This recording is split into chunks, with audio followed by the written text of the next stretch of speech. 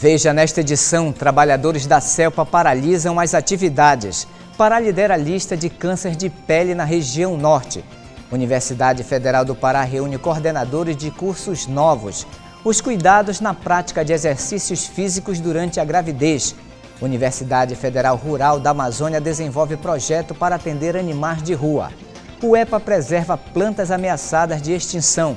Em um momento singelo e musical durante o Círio de Nazaré. O Nazaré Notícias desta terça-feira, 16 de outubro, já está no ar.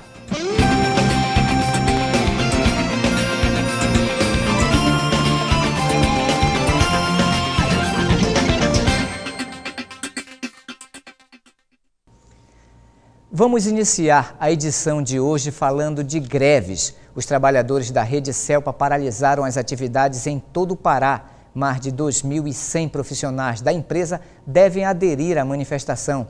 O Sindicato dos Urbanitários no Pará garante que a população não será penalizada. A repórter Larissa Cristina tem mais informações.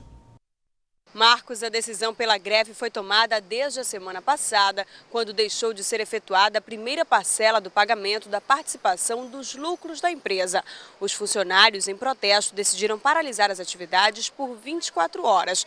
Mas eles asseguram que os serviços essenciais estão sendo mantidos, como as operações e as distribuições, bem como os serviços emergenciais na hora da interrupção do fornecimento de energia elétrica. Larissa Cristina para o Nazaré Notícias. E também os agentes, escrivães e papiloscopistas da Polícia Federal, em greve há mais de 2 meses, decidiram pelo fim da paralisação na maioria dos estados. Segundo a Polícia Federal, o movimento teve a adesão de cerca de 9.000 policiais nas 27 unidades da federação. Nesta segunda, a federação recebeu resposta da maioria das assembleias locais, decidindo pelo fim da greve. Apenas os sindicatos de Alagoas e do Rio Grande do Norte não concordaram. Os representantes da categoria devem voltar ao trabalho ainda hoje. O estado do Pará lidera a lista de câncer de pele na região norte, uma doença de fácil prevenção que pode ser detectada facilmente e logo curada. O Pará será responsável por quase a metade dos novos casos de câncer de pele que serão registrados em toda a região norte até final deste ano, segundo as projeções do Instituto Nacional do Câncer. De um total de 6.530 novas ocorrências, 3.090 devem ocorrer na população paraense.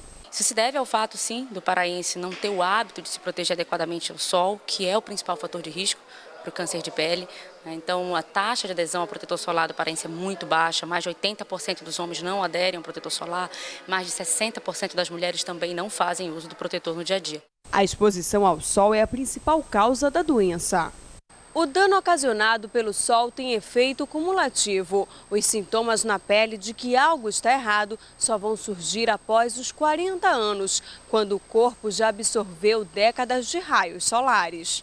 Em algumas situações, o problema é mais agravante. Todas aquelas pessoas que se expuseram muito ao sol a vida toda, de uma forma inadequada, acima dos 40 anos de idade, todas aquelas pessoas de pele muito clara são muito mais suscetíveis, pessoas de cabelos claros, olhos claros, pessoas com sardas e todos aqueles que têm uma história familiar já positiva de câncer de pele, são pessoas que são mais suscetíveis a desenvolver uma lesão dessa.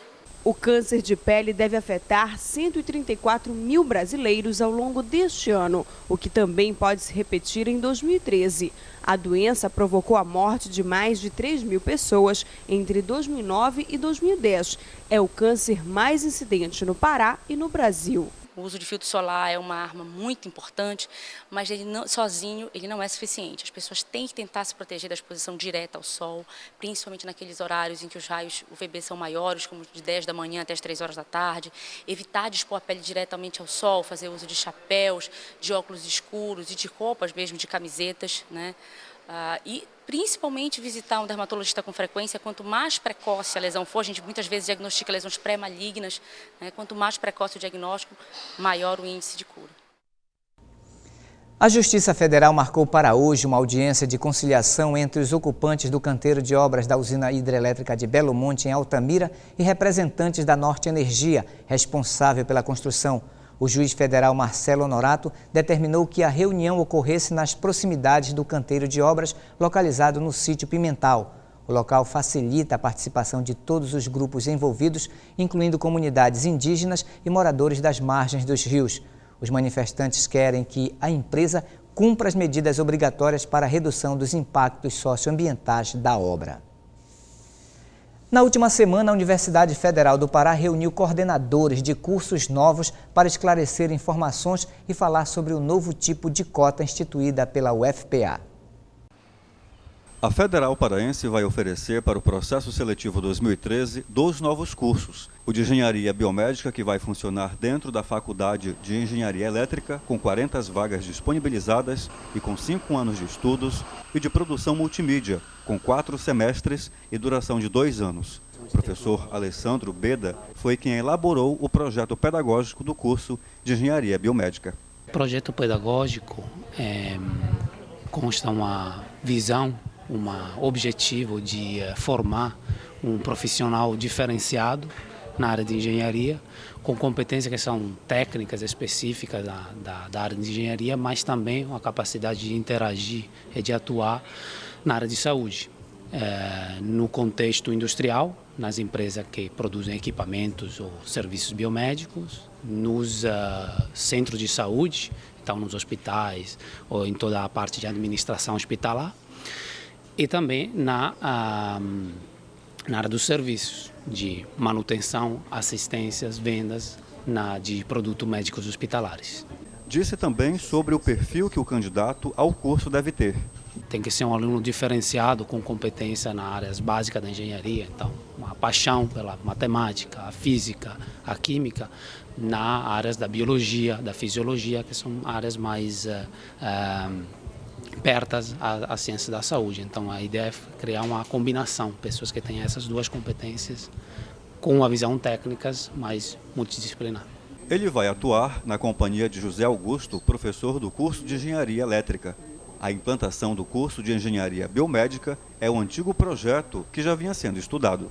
Ele vai estudar basicamente um curso similar da Engenharia Elétrica e Eletrônica com aplicações na biomédica. Então, digamos, na parte de desenvolvimento de sensores e equipamentos eletrônicos para aplicações biomédicas. O outro curso que é novidade na instituição é o de Produção Multimídia. Nós podemos trabalhar fotografia digital, desenho, animação tridimensional, produção multimediática, que englobaria a produção de sites, produção de CD-ROMs. Né? No áudio, nós temos a captura do áudio, produção de sons. Né? Além disso, nós temos os aspectos legais também que serão vistos, no que se refere à produção multimediática, disciplinas que envolvem a questão da gestão também. Para o processo seletivo 2013 na UFPA, serão ofertadas 8.569 vagas, sendo que 895 serão destinadas às cotas para quilombolas, indígenas e deficientes. Isso é muito importante, que o candidato observe bem onde ele vai clicar e optar, pelo que ele vai optar, porque mesmo que ele seja classificado e ele optou concorrer por cotista, se ele não tiver a documentação, ele perde a vaga, né? Ele não pode assumir a vaga, é chamado um outro candidato para substituí-lo. Então é imprescindível que ele preencha corretamente o formulário de inscrição. Para os que deixam fazer o pagamento da taxa de inscrição para a última hora. Em geral, os candidatos, todos os anos nós temos candidatos que entram em contato conosco porque guardaram um boleto bancário, porque esqueceram, perderam o prazo. E nós achamos que é importante o candidato tentar providenciar logo esse pagamento para confirmar a sua inscrição. É bom que eles deem uma atenção especial a isso, para não terem problema e não poderem fazer a prova do vestibular porque esqueceram de pagar o boleto bancário, de confirmar a inscrição. E ainda falando sobre educação, o Ministério da Educação publicou portaria no Diário Oficial da União, flexibilizando a lei das cotas nas universidades federais. Ela prevê a reserva de vagas para a soma de pretos, pardos e indígenas na população, em vez de tratar separadamente da divisão por cor ou raça. O texto também permite que as universidades assegurem vagas separadas para indígenas. A lei das cotas determina que no próximo vestibular 12,5% das vagas nas instituições federais sejam reservadas a alunos que tenham cursado integralmente o ensino médio em escolas públicas. Metade das vagas destinadas deverá ser preenchida por estudantes com renda familiar per capita igual ou inferior a 1,5 salário mínimo. Hoje é o Dia Mundial do Pão e, para comemorar a data, 15 mil pães foram distribuídos no Pará. Em Belém, houve uma programação especial na Praça da República. Quem passava pela Praça da República esta manhã aprovou a iniciativa. Eu achei ótima a ideia, né? Apesar do peso, né? Sempre é bom pão. Eu adoro pão. A senhora come todo dia? Não, todo dia eu não como, mas quando eu como para valer. Eu achei ótimo, é um ato de caridade assim, para a população e eu acho muito importante esse ato dessa distribuição desse pão. Mais de 10 mil pães foram distribuídos para a população pelo Sindicato da Indústria da Panificação do Pará. No Dia Mundial do Pão, as panificadoras estão presenteando, e agradecendo ao público que tanto passa nas nossas panificadoras. Então a ideia realmente é de agradecimento. Como em todo o Brasil, na capital paraense também há o hábito do consumo diário de pão. O pão é um alimento muito importante, não deve faltar à nossa mesa. Ele é rico em carboidrato, que nos dá energia para enfrentar um dia inteiro de tarefas a cumprir, Ele também, dependendo desse pão, ele pode ter ferro, ele pode ter complexo B, vitaminas do complexo B, pode ser rico em proteínas e muitas outras coisas, A distribuição foi realizada na Avenida Presidente Vargas, esquina com a Rua Oswaldo Cruz, em Belém. Eu estou na casa de uma sobrinha que lá tem bastante gente que vai consumir esse pão e vai gostar do pão. Além de repartir o pão, o evento, que conta com a parceria do Hemopa, incentiva as pessoas a compartilharem a vida através da doação de sangue e medula óssea. Teve gente que aproveitou para medir a pressão arterial e fazer o teste de glicemia. A partir do próximo domingo, os brasileiros que vivem nas regiões Sul, Sudeste e Centro-Oeste e no estado da Bahia terão que adiantar seus relógios em 1 hora. A data marcará o início do horário de verão, que vai até o dia 17 de fevereiro de 2013. Durante a vivência do horário diferenciado, se prevê uma redução média de 5% no consumo de energia. As regiões Norte e Nordeste não aderem ao horário de verão. O único estado do Nordeste que aderiu ao horário, por opção própria, foi a Bahia. E você acompanha ainda nesta edição os cuidados na prática de exercícios físicos durante a gravidez. Universidade Federal Rural da Amazônia desenvolve projeto para atender animais de rua. O EPA preserva plantas ameaçadas de extinção. E um momento singelo e musical durante o Círio de Nazaré. Voltamos com Nazaré Notícias e falamos agora sobre bem-estar. Um dos temas mais discutidos em relação à gravidez é a prática de exercícios físicos. A mulher grávida necessita de cuidados especiais durante este período e isto se aplica também às atividades físicas. A resposta a esta pergunta vai depender de quanto tempo a mulher já vinha praticando suas atividades físicas regularmente antes da gravidez, desde que a futura mãe esteja acostumada com algum tipo de atividade física ou exercício. Não há razão para suspendê-lo na gravidez. Contudo, a grávida deve se certificar que seu estado de saúde esteja satisfatório, a fim de que não traga riscos à saúde e principalmente ao bebê. E este cuidado é levado a sério por esta futura mamãe, grávida de 8 meses, ansiosa pela chegada do João. O maior incentivador para que ela praticasse exercícios... O maior incentivador foi meu marido, porque ele já praticava, sempre foi praticante de atividade física, Então, quando eu descobri que estava grávida, ele imediatamente procurou a academia, já o programa de gestante, e me estimulou e me trouxe até a academia para fazer a hidrogestante. Nesta academia no centro de Belém, a procura pela hidrogestante é intensa. Apesar de poucas alunas neste mês de julho, mas a turma possui cerca de 100 praticantes. Numa gestação normal, o exercício é benéfico para que a mãe tenha o desenvolvimento fetal normal e para o suprimento de leite na amamentação. Porque ela vai ter uma mobilização, uma mobilidade melhor, o sistema vascular dela vai estar funcionando melhor, sem problema de estase venosa e diminuindo assim a formação do edema. Alguns médicos citam a ocorrência bem menor de complicações pós-parto nas mulheres que seguiram um programa regular de exercício durante a gestação. O trabalho de parto fica muito facilitado nas mulheres que sempre fizeram algum tipo regular de esporte ou exercício, principalmente da musculatura abdominal. Na hidrogestante, são vários os benefícios. Na hidro, a gente consegue trabalhar uma variedade enorme de movimentos, pela questão da diminuição do peso durante as atividades na água, e a gente trabalha bastante a questão de resistência.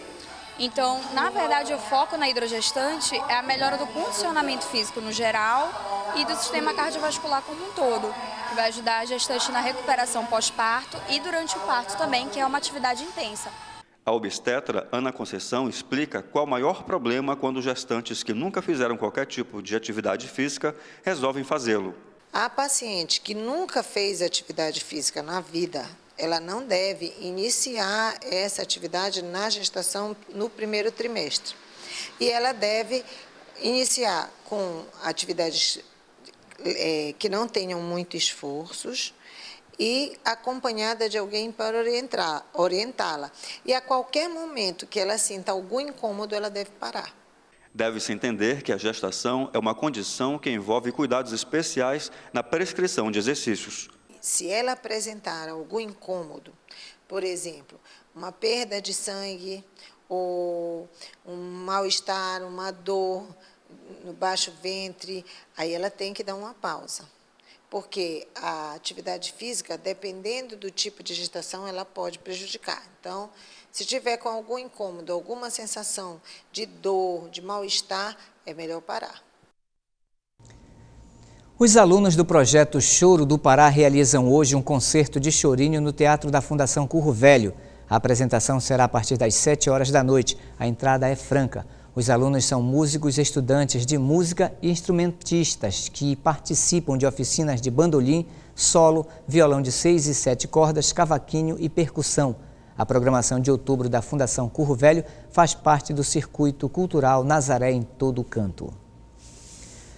Muitos animais são abandonados nas ruas de Belém, uma realidade que pode trazer riscos à saúde do homem. Para controlar essa população, a Universidade Federal Rural da Amazônia desenvolve o projeto Vida Digna. O projeto da UFRA tem como objetivo principal realizar o controle reprodutivo da população de cães e gatos com faixa etária entre 6 meses e 6 anos de idade. Realizar o controle populacional através do método de esterilização de cães e gatos, machos e fêmeas.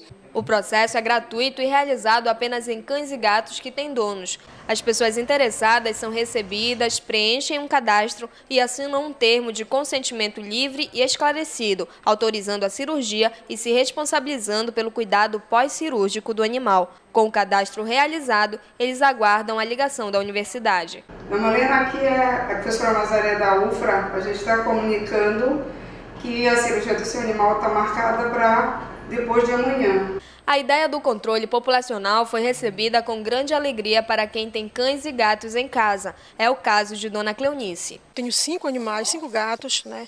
Eu achei na rua, levei para casa, cuidei.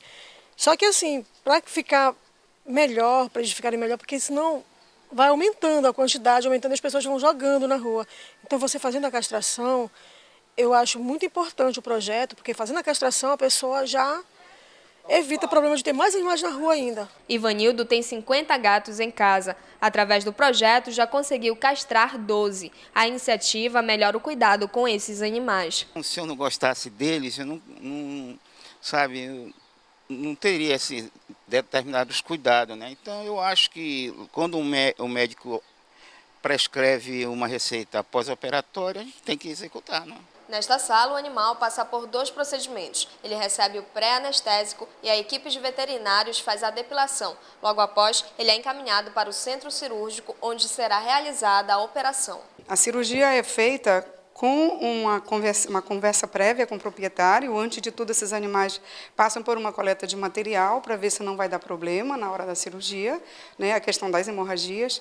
E o proprietário recebe um documento sabendo que ele tem que fazer jejum hídrico e sólido nesses animais 12 horas antes da cirurgia, mantê-los tranquilos e limpos.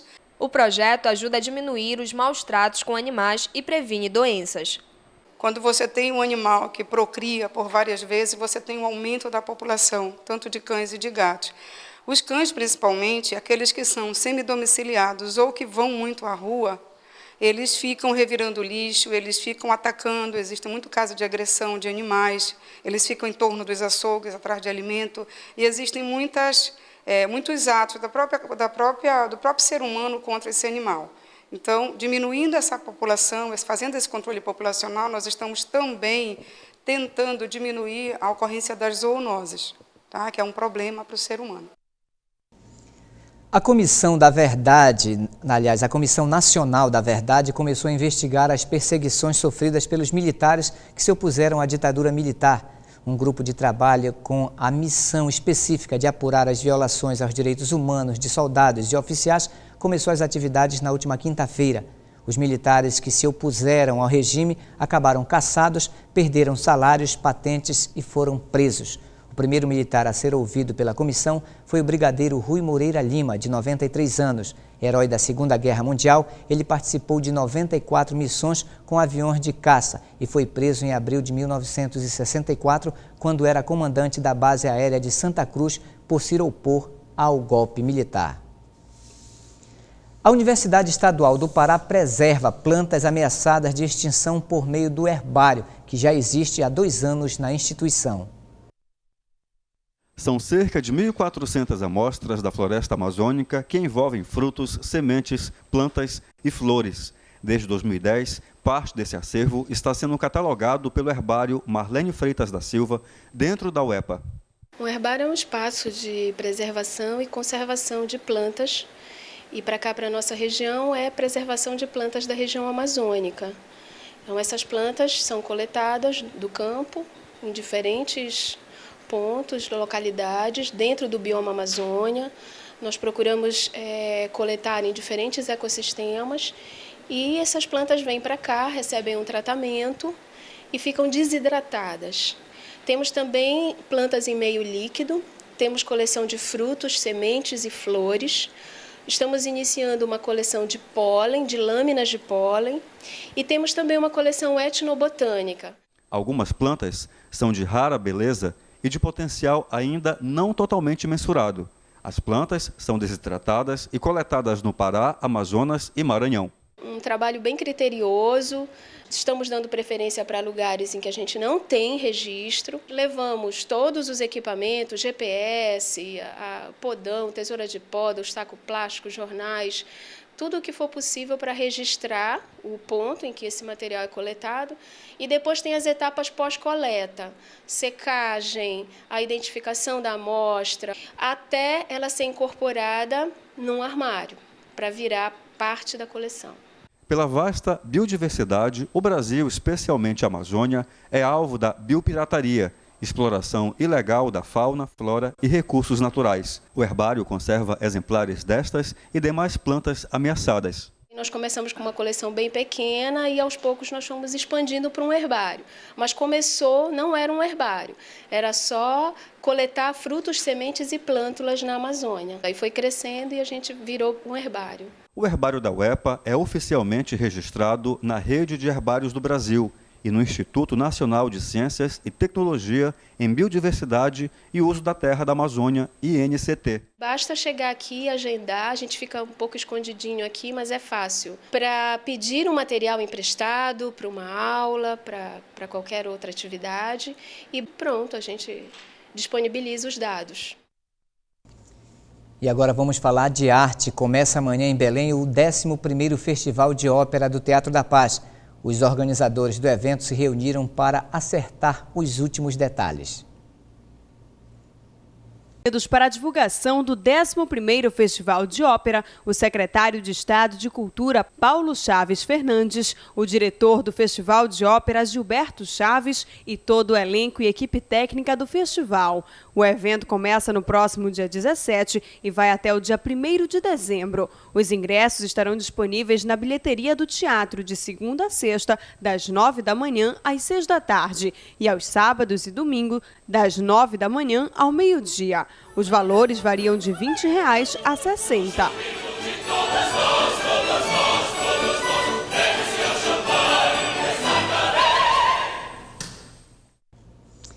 E a programação deste ano acontecerá até o dia 1º de dezembro e traz ao público as obras A Cavalaria Rusticana de Pietro Mascagni, João e Maria de Uperdink e Salomé de Richard Strauss. O concerto Quando a Ópera Encontra o Jazz, da Amazônia Jazz Band, também faz parte da programação. Círio de Nazaré e o convidado do Círio Musical de hoje é o Padre Antônio Maria. A apresentação será na Concha Acústica da Praça Santuário a partir das 8 horas da noite. Esta será a terceira vez que o sacerdote se apresenta no Círio Musical. O Padre Antônio Maria é o autor da música Nossa Senhora da Berlinda, composta em 1987 para a Virgem de Nazaré. Sacerdote há mais de 30 anos, desde 1999, ele utiliza a música como instrumento de evangelização. E nós encerramos o Nazaré Notícias de hoje revivendo um momento emocionante do Círio de 2012. Ao final da missa que deu início à trasladação, o arcebispo de Belém, Dom Alberto Taveira, em um gesto singelo, se junta à cantora Fafá de Belém na música Eu Sou de Lá. Dom Alberto, que é mineiro, canta a letra que traduz o sentimento dos paraenses em relação a Nossa Senhora de Nazaré. Estranho eu sei, juntar o santo e o pecador no mesmo céu. Puro e profano, dor e riso, livre e réu. Sejam bem-vindos ao Círio de Nazaré. Pois há de ser agora e sempre. Nenhuma explicação sabe explicar. É muito mais que ver um mar de gente nas ruas de Belém a festejar. É fato que a palavra não alcança, nem cabe perguntar o que ele é. O Círio é o coração de um paraense, é coisa que não sei dizer. Pois há de ser mistério agora e sempre, e nenhuma explicação sabe explicar.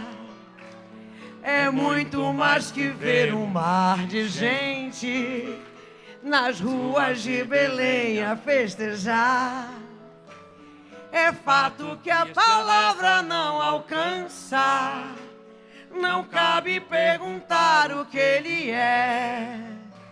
O Círio é o coração de um paraense, é coisa que não sei dizer. Deixa pra lá. Viva Nossa Senhora de Nazaré! Viva a Mãezinha do Pará! E você pode assistir às matérias exibidas no jornal de hoje no portal da Fundação Nazaré de Comunicação. Basta acessar www.fundacionazaré.com.br ou entrar na nossa página no Facebook. O Nazaré Notícias fica por aqui, nos encontraremos amanhã na próxima edição. Até lá!